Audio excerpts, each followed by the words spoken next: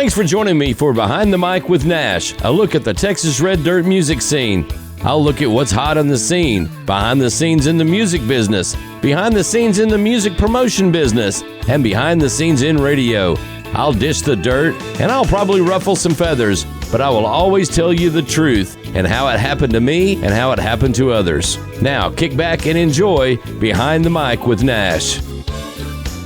All right, well, welcome to episode number 2 of Behind the Mic with Nash. And in episode 1, I kind of guided you through the first part of my career when getting my first radio gig and getting my second big radio gig, the first one in a big, large market. And now I'm in Wichita Falls and rocking and rolling there. And like I told you, Big Jim Russell was the ultimate. He was the king of Wichita Falls radio, had been for many, many years. Me coming from a large market back to a medium market, my first thought was, man, I'm dethrone the king. Well, I mean, hey, I got goals, you know, but it wasn't as easy as I thought it was going to be either. I did get out and about and did a lot of stuff in the public and things like that, and I had a great radio career going, and I loved it too. And I'll tell you some of the behind the scenes stuff here. This is some behind the scenes stuff. I got to be good friends with the guy that was doing the Midnight to 6 show, Woody Hayes. God rest his soul. He passed away a few years ago. Anyway, we were hell on wheels in Wichita Falls. He took me around all the time. Everywhere we went, literally, our money was no good. If we went to bars or we went to restaurants, we weren't paying. It didn't make a damn what restaurant we went to, we weren't paying. It was awesome. I loved it. I thought, man, talk about a great radio perk, man. This is pretty damn cool right here. So anyway, Woody and I would go out. He had to be at work at midnight, right? So we would go out to the bars. Cheyenne Cattle Company was the name of the place, and it was right down the street from the radio station. So we'd go over there and we'd drink beers. I was off work. I was doing afternoons. We got to go out there and we would get to drinking beers and stuff. Woody didn't want to quit drinking beers, so we'd grab some beers and go back to the radio station. And Woody was doing his show while he was drinking beer on the air, and we were partying out back, and folks would come by and all that. It was neat, man. We would throw the empties up on top of the building. We didn't think, hell, nobody's ever going to find those. Nobody's ever going to worry about that at all. Well, we did. We partied. We had some good times. Got to see a lot of great music. And I'll tell you about the final part of that, throwing the beer bottles up on the roof here in just a little while. So me coming from Oklahoma, my first big thing was I wanted to get the Great Divide on the radio down in Wichita Falls. All right? So as I was doing 7 to midnight, and, well, like my second day there doing 7 to midnight, I played the Great Divide. Barmaid, play me some Buffett. Boy, their song went out all over the radio. Well, Jim Russell was the PD, and boy, I got the hotline call. You don't ever, if you're in radio, the last thing you want, you've got one phone line in there that you don't ever want to see lit up. And if it's lit up, you better damn sure be answering that thing really, really quick. So the hotline rings, and I'm like, oh, hell, man. So I answered it. Jim goes, what in the hell is that you're playing on the radio? I said, that is the Great Divide. I said, they are the big band that's coming out of Oklahoma. I said, they are going to be hot. Don't play that shit no more. Okay. So I took it out. Took my CD home with me. Well, a little while later, a couple years later, maybe a year or two, the Dallas Cowboys are coming to Wichita Falls for training camp. Oh, man, can't wait. By this time, I'd already kind of warmed Jim up to the Great Divide, and he was kind of digging them. So I ended up getting with the promoter that was putting on the Dallas Cowboys training camp welcoming show. Big concert out at the park. And they were very receptive to having the Great Divide come play. They knew who they were. So they said, heck yeah, we'll let them headline. Boom. I got the Great Divide, the headlining gig at Dallas Cowboys training camp kickoff concert. It was awesome. Then after they finished playing there, we all went to Graham Central Station. The boys played over there. And, man, we just had a good time. After that show, man, the Dallas Cowboys are all over there. We're all in the VIP area. All the Dallas Cowboys, Troy Aikman, Emmitt Smith, all those cats were in the VIP area over there with the Great Divide, and it was just it was something that I'll never, ever forget the rest of my life. I'm number one in afternoon drive. By the time this time I'm doing afternoon drive, and I would get off at 7 o'clock. Woody was still doing. He didn't want to do 7 to midnight, so we had another 7 to midnight guy. But Woody never wanted to do that. He just wanted to do midnight to 6. He loved that shift. So we digress now. Back to the bottles on the building. Well, the air conditioner had gone out, and Jim Marks, our market manager at the time, he was up on top of the building, and I just happened to be stepping out back to have a smoke, and there's Jim up on the roof up there, and he says, Jim? I said, yes, sir. I always loved Jim Marks. He was such a nice guy. And he said, you know anything about all these beer bottles up here on top of this building? I said, yes, sir. As a matter of fact, I do know something about that. I said, myself, along with mostly Woody, was throwing the bottles up on the building. He was like, oh, he just giggled and come off the building there. He had somebody go up there and clean all that crap up, not us, which was awesome. So I'm starting to hear about this swelling of Texas music. Pat Green, Corey Morrow. Of course, Robert Earl Keen had been out for many, many years. I saw him in a concert in 1976 at the Speedway in Oklahoma City, the Willie Nelson Festival, so I knew who Robert Earl Keen was. But yeah, and then you had Kevin Fowlers, and you had the Cross Canadian Ragweed was getting hot now in Oklahoma, and Stoney LaRue and guys like that. So I'm like, man, I really want to do a Texas music show. I got a database from JB Cloud out at KBCY in Abilene, and he sent me a database. It's got all this awesome Texas music in it. So I begged him, and the head guys at Wichita Falls, or for Cumulus at that time, they said it'll never happen. It'll never work. That will never work. I said, look, let me do 7 to 9 on a Friday night. I said, what have you got to lose? I said, right now you don't have a jock in there. It's basically just a jukebox. I said, Friday night, 7 to 9, let me try it. They said, all right, give it a shot. I said, if after one ratings book we don't have ratings, I will never say another word about it again. All right, so we kicked off Honky Tonk Friday nights. The very first game of high school football season. Oh, man. I'm not even kidding you. Year 2000. No, it was 99. 99, the fall of 99. And, I thought the worst time to start that show, I thought, man, this is going to sink like a turd in a punch bowl, man. I am not even kidding you. We did it.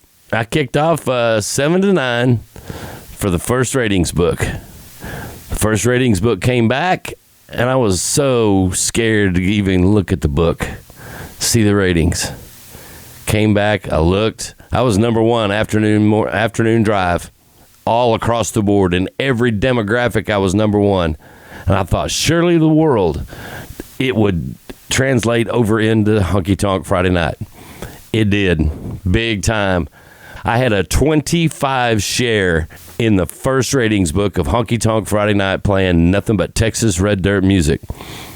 That is unheard of on a Friday night when every radio station in Wichita Falls is playing football.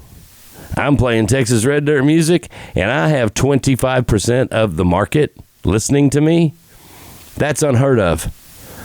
So the guys from Cumulus, the presidents of Cumulus, came to Wichita Falls, and they wanted to talk to me. Oh, man, I was nervous. I thought, oh, boy, I'm going to get canned over this deal. Because, man, I'll tell you what, we were drinking beer on the air. We were partying out back. Man, it was awesome. So I go in to see the Dickey boys, and they said, Jim, we're thinking that there may be a discrepancy in this book. And I said, I kind of thought the same thing myself, but I didn't want to say nothing to nobody. So what do y'all think? And they said, well, I think a 25 share in football at the kickoff of football season, all through the season, that's pretty doggone good right there. I'm like, yeah, I agree. I think it's pretty awesome. They said, well, I'll tell you what we're going to do. We're going to let you continue being afternoon drive. And then you can probably voice track your 6 o'clock hour, get out of there on Friday night, and go get you something to eat. And you can voice track that first hour of Honky Tonk Friday Night if you want to. But we want you to go ahead and do it 7 to midnight. I'm like, wow. By this time, I had started getting some of these guys booked in the bars and stuff there in Wichita Falls. Most people didn't know who the hell these guys were. And man, back in those days, we were paying Cross Canadian Ragweed and Jason Boland and the Stragglers like $300 for a full band gig. No doubt. I mean, for a 3-hour show. That's not even just an hour and a half. That's 3 hours. So it was an awesome deal to start seeing the music really start to grow and to flourish there in Wichita Falls. And man, it had gotten big. We would sell out this place called Outskirts. Sell that place out with Pat Green. I'm talking 600 people in this place, packed in there to see Pat Green. First time Cross Canadian Ragweed came to play, we paid them $300, and we had I think Doug Moreland opened that show. No, that was a Jason Boland show. I can't remember who opened that show. It might have been Stoney that opened that show for Cross Canadian Ragweed. Anyway, we only had about 50 people show up. That was about it. That was the first show. Second show, packed house. Just off of Honky Tonk Friday nights. It was blowing my mind. I thought, wow, this is an absolutely incredible opportunity to do something really, really big here. So I started wanting more. I wanted to get this stuff. Pat Green had gone nationwide by that time. Jack Ingram was nationwide at that time too. I started wanting to get the Pat Green national music and the Jack Ingram national music into the regular rotation on the radio station. They didn't want to do that. They wanted to keep it exclusive to Honky Tonk Friday Night. I said, that's only one spin a week that's not going to help those guys, you know? I want to really help these guys start building their fan base and stuff here in Texas. Wichita Falls has always notoriously been a very, very tough market for music. Sometimes they support it, sometimes they don't. Then they bitch, gripe, and complain because there's no music. Well, hell, we brought music and you didn't support it. I mean, that's the way it was always there. So I just felt like I was banging my head. I had great ratings for 4 years that I did that show.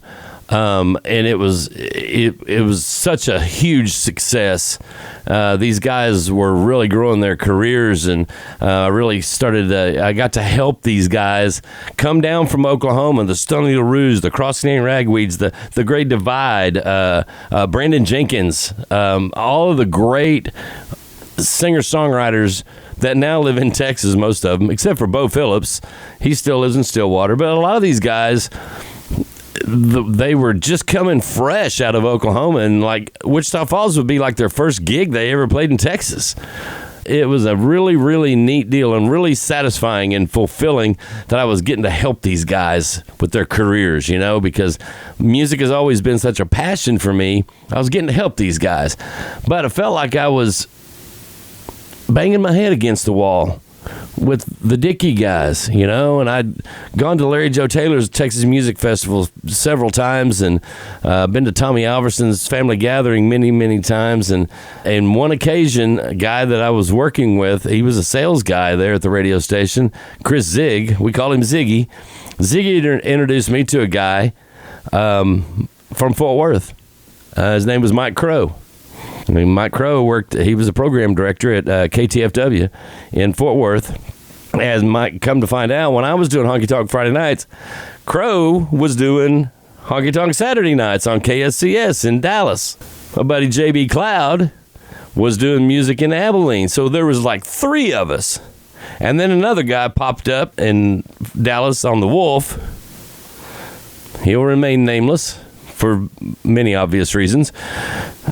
He started doing it too. So a total of 3 to 4 of us were doing Texas music in the state of Texas, in the nation. That was it. Only us. So we were the ones that were bringing this music around. Me, Mike Crow, JB Cloud, and the other guy.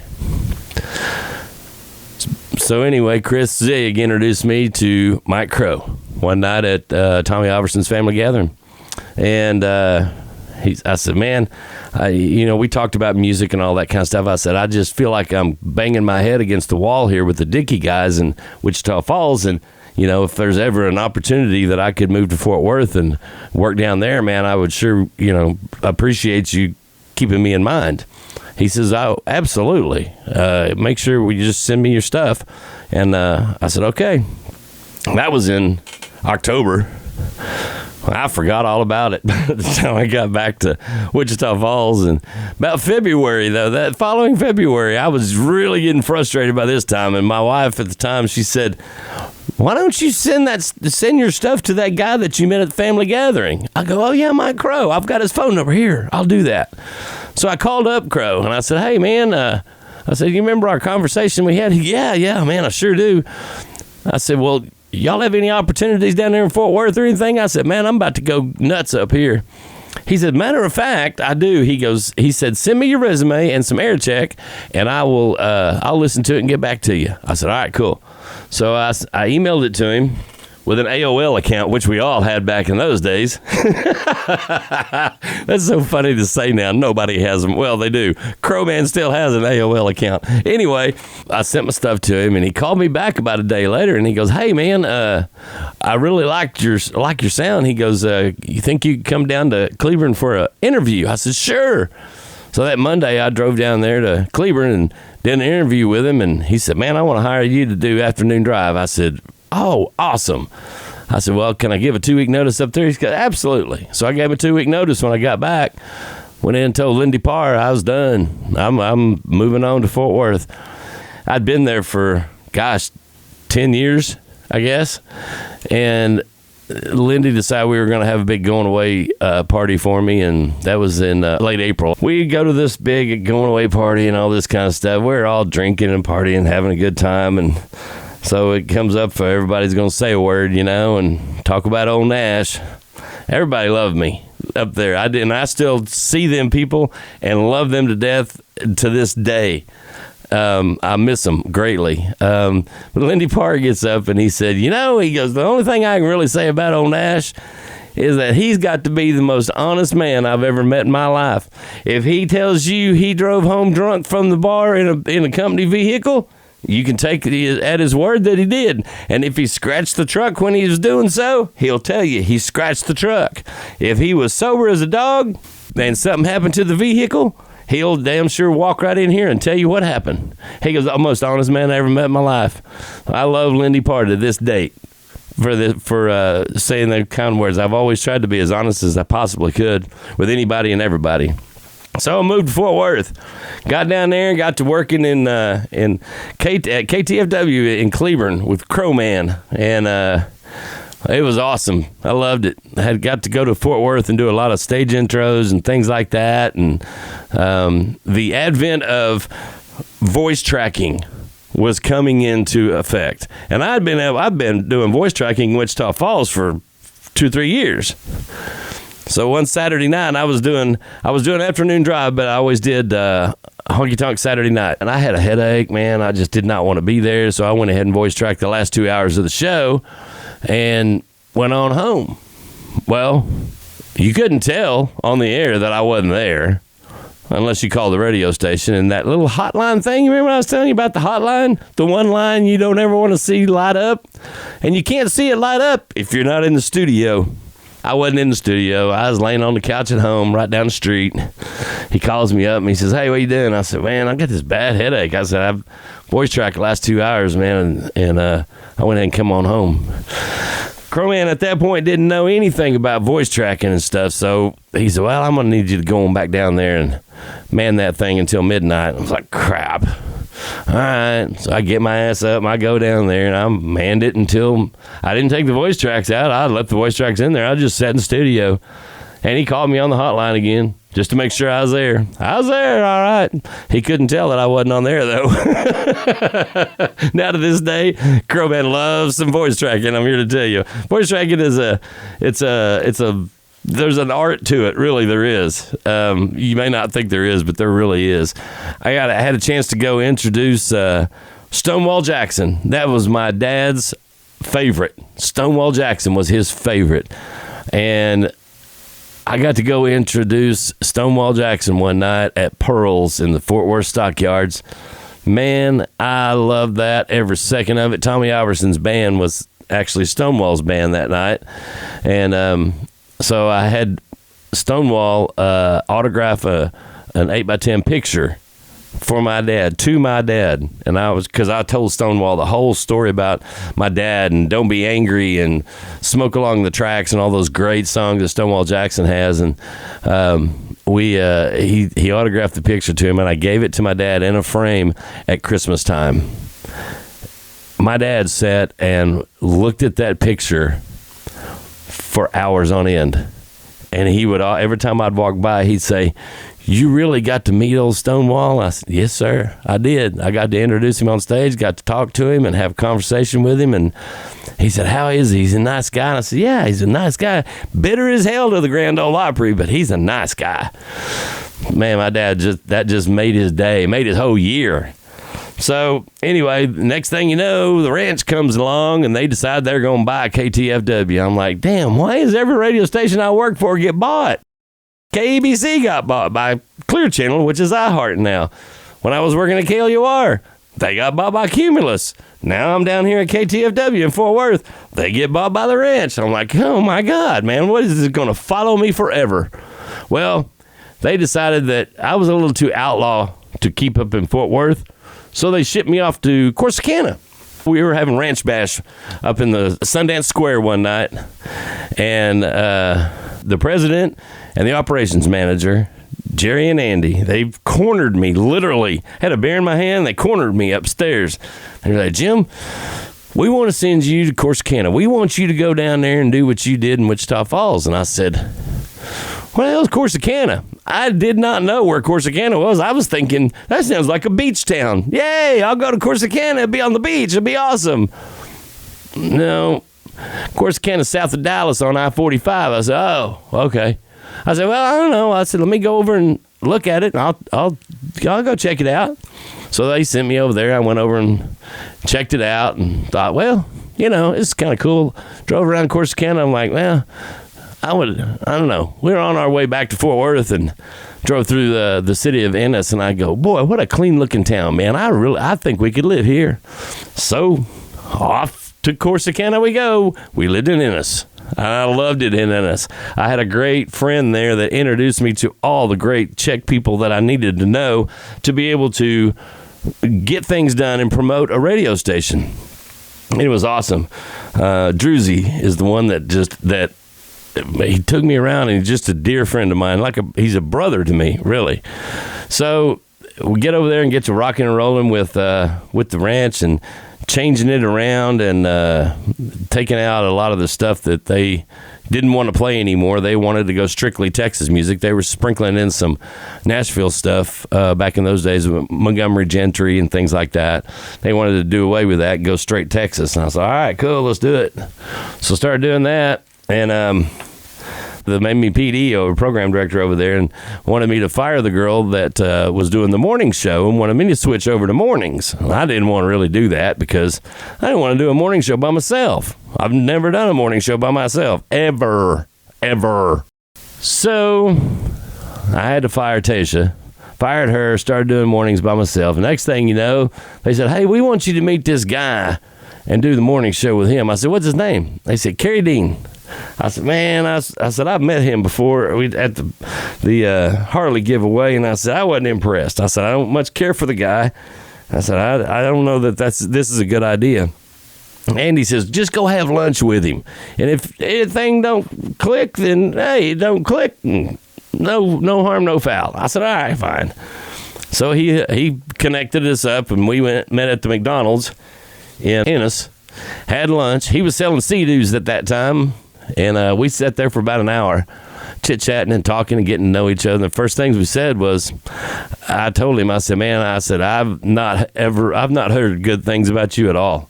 I said, I don't know you, but I've not heard good things about you. And he said, well, he goes, I know all about you. I know everything you've done. He goes, I've looked you up. I'm like, damn, all right.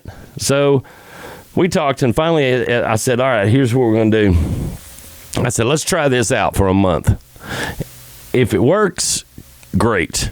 If it don't, no harm, no foul. You go back to selling CDs. I go back to radio and rock and roll along. He said, deal. This was on a Thursday. I said, all right, we'll come in Monday and we'll kick this thing off. He said, all right. So he came in that Monday, and we kind of, that first show was just kind of feeling each other out, and kind of him following along with the benchmarks that I had in my show. A benchmark, in case you don't know, that's like a segment. It's like where you have a specific time to do what happened on this day in history, or a specific time to do birthdays. You have it. That's a benchmark. So the first day, it was okay. I mean, it wasn't great, but it wasn't great radio, that's for sure. So the second day he came in, we had the benchmark set, and man, it clicked. I mean, it clicked. I'd never clicked with somebody like I did with Carrie Dean that second day that we were on the air together. And over the years, we started doing the show, and over the years, we literally became brothers. I would not be where I'm at today without Carrie Dean. I would not have won 7 Air Personality of the Year awards without Carrie Dean. I would not have won Station of the Year as a program director 3 times without Carrie Dean. He's my brother. I get teared up sometimes when I think about him, because he and I are so close, still to this day. I left the ranch in 2017. Here we are, 7 years later. We're still brothers. He'll call me on a Friday or Saturday night. My wife is sitting there, drinking beer and playing dominoes or something, and I'll put Carrie Dean on speakerphone. We sit there and we will literally have a 5-hour radio show conversation on the telephone. It is the most fun times I ever have. And my wife always tells me, she says, God, I have got to start recording those. She goes, it's just like you two are doing a morning show together. I said, yeah, it's pretty cool, ain't it? So anyway, he's my brother, and I love him to death. We had some great times, and we did some major great things in Corsicana. And in 2017, I was getting a divorce, and I was my girlfriend lived in Arlington. I was living with her then, and I had kind of had a second calling to God, and was really getting close to God, and starting to really get my life on track, and trying to be a better person, and not that wild child outlaw radio guy that everybody had seen me as for so long.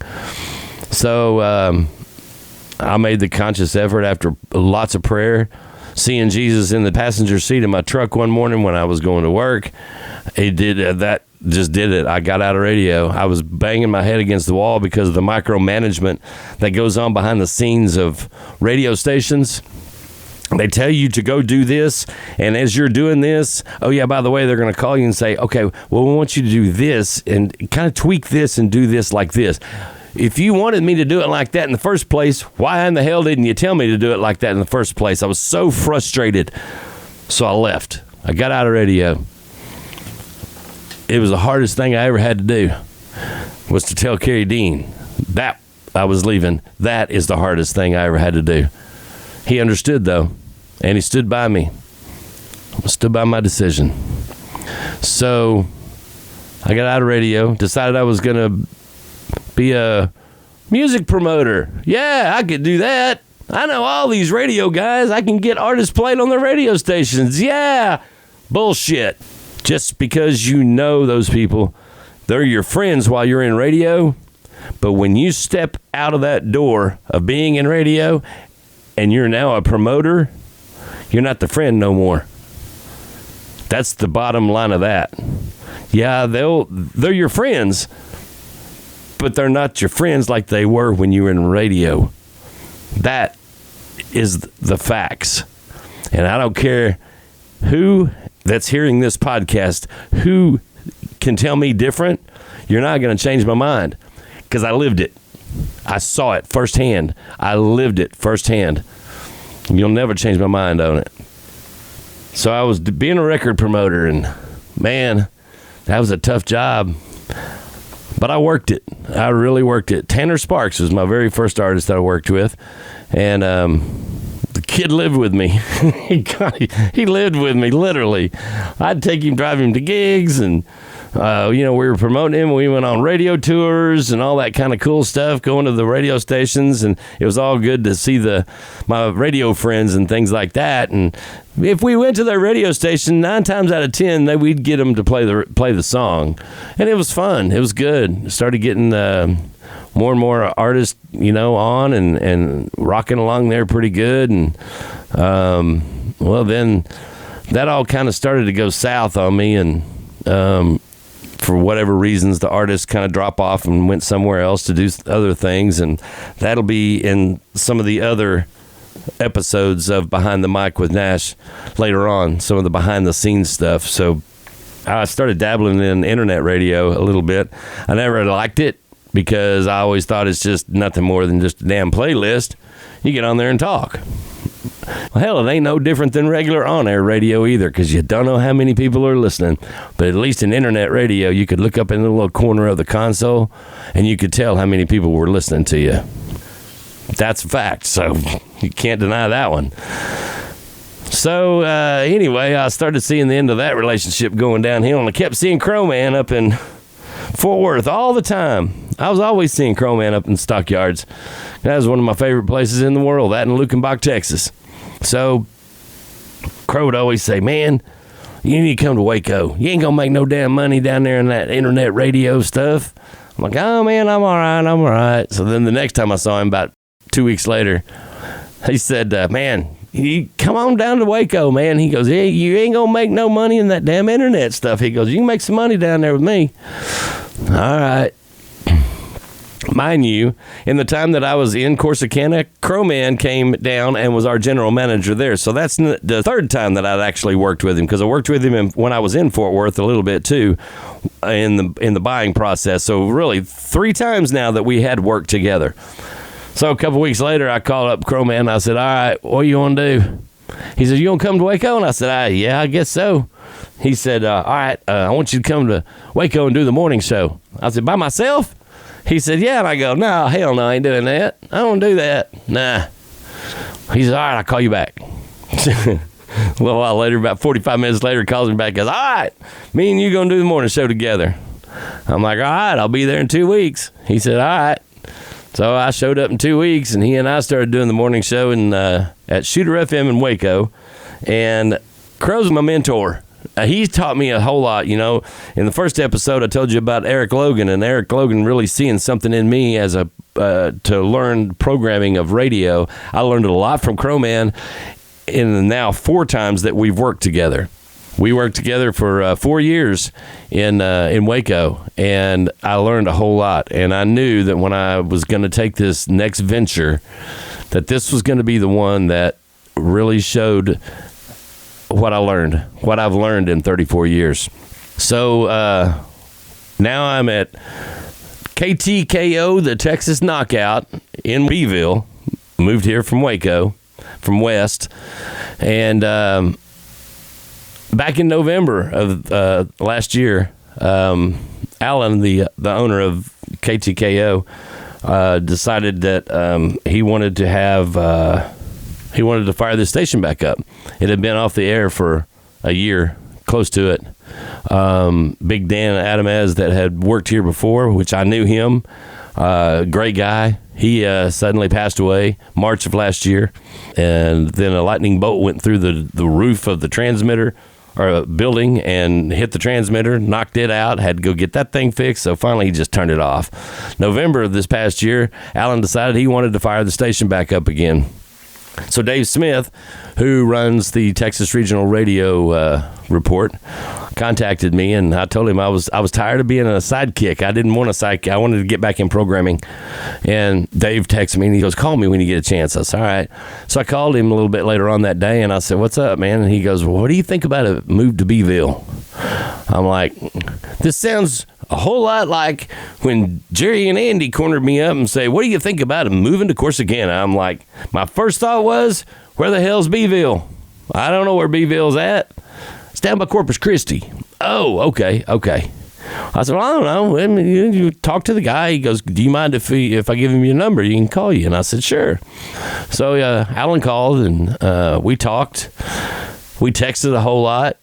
Had never met face-to-face. And finally, in March of this year, at the Texas Regional Radio Music Awards there at Texas Live in Arlington, we met face-to-face at the hotel, in the lobby of his hotel.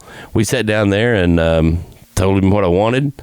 He told me what he wanted and what he expected in this job, and I said, all right. He goes, I've talked to a lot of other people. They didn't check all the boxes off like I liked. He goes, you checked all the boxes off. He goes, I want you. All right. So I said, well, let's cement this deal with a handshake, and I'll be there in a couple of weeks. So I said, I have to work out my 2 weeks, because that's just me. And the kind of person I am, if I'm going to give you a 2-week notice, I'm going to work out my 2 weeks. I ain't going to steal none of your crap or nothing like that. I'm going to work like I have worked for you forever. And that's the bottom line. So he said, okay. So we come in down here in Beeville, Texas. It's a tough town.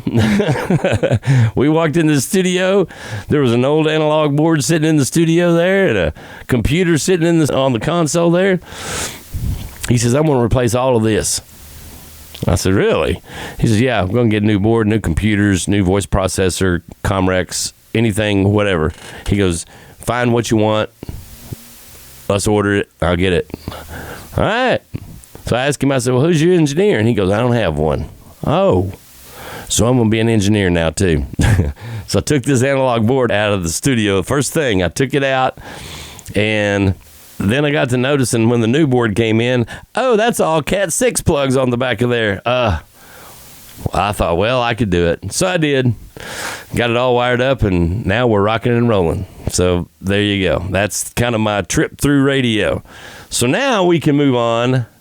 In the next episode of Behind the Mic with Nash, I think I'm going to have my old morning partner, Carrie Dean from 106.9 The Ranch in Corsicana, come on with me, and we'll talk about some things that happened during our time together and also what's going on in our lives right now. It will be an episode that you will laugh at, you'll cry at, and I promise you, you do not want to miss episode 3 of Behind the Mic with Nash.